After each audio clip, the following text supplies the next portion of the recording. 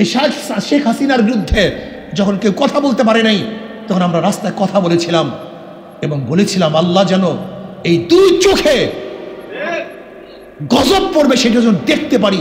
আল্লাহ পাক রব্বুল আলামিন তা কবুল করেছেন। বহুত সরকার আমরা দেখেছি, কিন্তু দুর্নীতি কি বন্ধ হয়েছে? কারণটা কি? এক সরকার যাওয়ার পরে আর এক সরকার, সেও দুর্নীতিবাজ, এর জন্য দুর্নীতি বন্ধ হয়নি। আপনারা কি দেখেছেন 5ই আগস্ট নতুন স্বাধীনতা পাওয়ার পরে মাত্র 2-3 দিনের মধ্যে দেশের অবস্থা কি করেছে? কারা ঘর বাড়ি জ্বালিয়ে দিয়েছে, কারা চুরি করেছে, কারা ডাকাতি করেছে, কারা সমস্ত সম্পত্তি দখল করেছে, ঘাটগুলি দখল করেছে। যারা দখলদার, ডাকাত, লুটেরা, যারা আগুন দেয়, এদের মাধ্যমে দেশ কোনোদিন আদর্শবান নীতিবান হতে পারে না। এর জন্য আমরা চাই নীতির পরিবর্তন, শুধু নেতার পরিবর্তন নয়। সুন্দর একটা উদাহরণ দিতে চাই। এ বি সি, 3 জনের 3টা নাম। এ একজনের নাম, বি সি। এও চোর, বিও চোর, সিও চোর। ক্ষমতায় আসে এ, সে কি করবে? আবার আন্দোলন করো, সংগ্রাম করো, হটাও এ, রক্ত দাও, জীবন দাও, বসাও বি। সে কি করবে? হটাও বি। আন্দোলন করলাম, সংগ্রাম করলাম, রক্ত দিলাম, শহীদ হলাম, হটাও বি, চাই না বি, বসালাম সি। সে কি করবে? কারণটা কি? নেতার পরিবর্তন হয়েছে, নীতির পরিবর্তন হয়নি। দেশ স্বাধীন হওয়ার পর থেকে আজ পর্যন্ত এ বি সি যারাই ক্ষমতায় ছিল, শুধু মানুষের পরিবর্তন হয়েছে, নীতি ও আদর্শের পরিবর্তন হয়নি। কাজে নীতি ও আদর্শ পরিবর্তন না হওয়ার কারণেই সাম্য, মানবিক মর্যাদা এবং সামাজিক ন্যায় বিচার প্রতিষ্ঠিত করতে পারি নাই।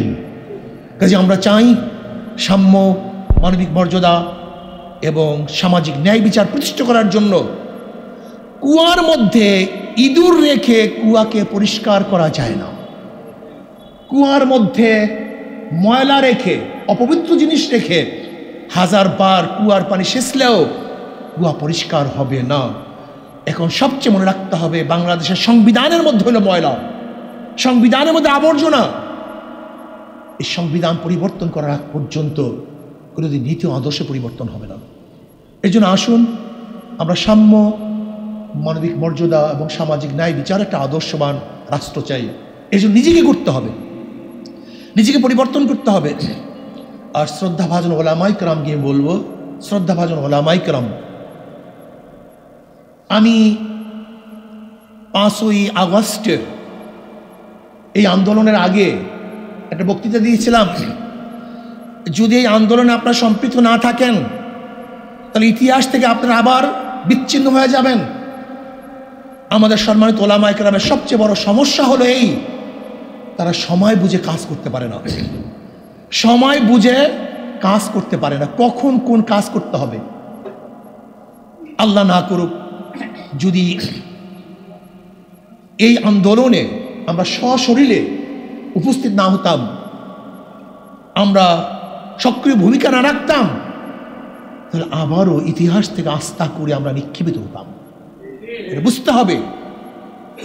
এর জন্য ওলামায়ে কেরামকে বলবো, কলবকে স্বচ্ছ করি, আর যে কাজ করব সেই কাজ যেন মানুষের কল্যাণের জন্য হয়, নিজের কল্যাণের জন্য না হয়। স্পষ্ট থাকা চাই, সব কিছু স্পষ্ট থাকা চাই। হেফাজত, এটিকে রাজনৈতিক দল না অরাজনৈতিক দল আমরা বুঝতে পারছি না।